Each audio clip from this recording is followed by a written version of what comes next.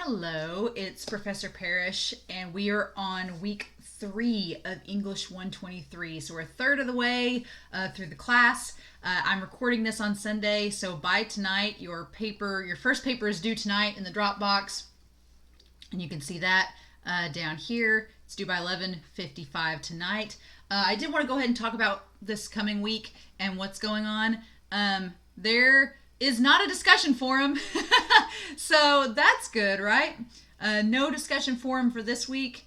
We'll continue that next week, so you don't have a discussion forum post. However, you do have 2 assignments. One is the reading response, and the other is the topic and outline for paper 2. So the topic and outline and the reading response are both going to be due by Sunday, March 28th. So you've got a whole week to do it. You don't have to worry about discussion due Friday.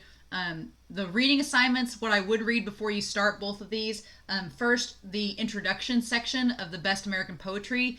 It's on XIX, page 19, the preview, all the way through 28 in the preview section. And then there are 3 poems to look at in the poetry book. The Art of Tea Drinking by Nin Andrews on page 11. 5 1-Minute Eggs by Andre Cortescu on page 23, and Green Man Blue Pill by John Hennessy on page 51.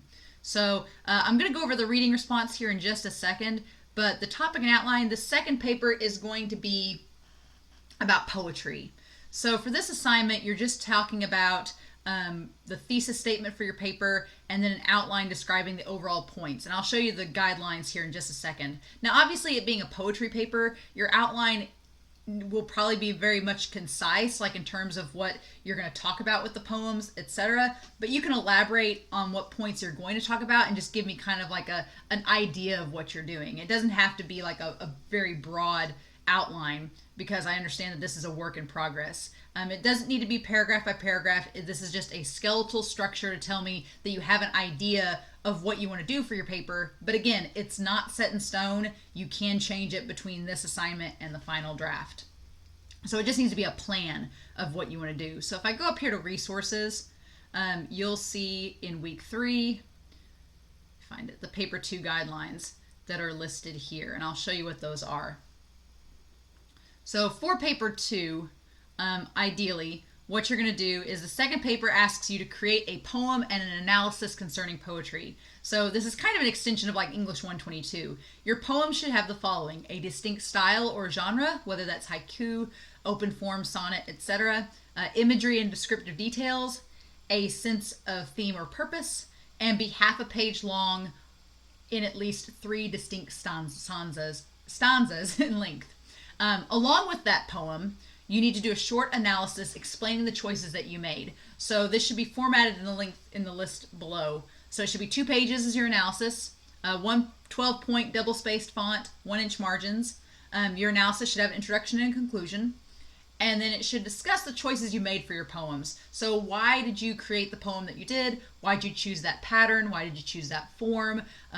What is the rhyme scheme, the genre, the theme behind it? And then if you do use any references or sources, you need to cite them on a separate page in MLA. So you're kind of just analyzing your own work. You're explaining why did you create the poem that you did. And so as far as how the poem is broke down, the paper, your introduction and conclusion is worth 20 points.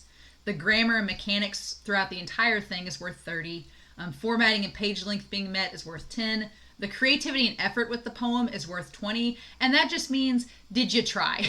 Did you get the 3 stanzas? Does it look like what you described? That's all I'm asking. And then the analysis and the content of your analysis is worth 20 points. So it's 100 points altogether, just like your first paper. But it should be a little less writing than the first paper because you're just analyzing a poem you've created. So that's paper 2. And so your topic and outline are due this Sunday for that. And then the last assignment is going to be the second reading response. And I've got the guidelines pulled up here. They're available in that Dropbox for reading response 2. You're going to read these 3 poems, and then your response, very similarly to how you did with the first reading response, you're going to answer these questions about the poems. So 1, are these poems, do they share any commonalities? If so, what are they? Spoilers, they do. But it's on the surface. You'll see when you read the poems. Question 2, how does the form and pattern vary between each of the poems? And there's a lot you can do there with that answer. And then number 3, which of the poems do you like most and why? Which poem did you enjoy the least and why? So of the 3 poems, which was your favorite, which was your least favorite, and then explaining your answer. So pretty straightforward questions on the reading response. With poetry, it's all very subjective. So it's kind of just whatever you think goes with poetry, because there's so many different variables when you read poetry. So I'm curious to know what you thought, and I'm curious to know your topic with paper 2. Paper 1 is due tonight, so as soon as this week, I'll grade it and get it back to you with my critiques. And if you choose to revise it, you are welcome to do so.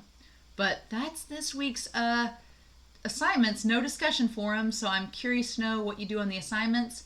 If you have any questions, please feel free to let me know.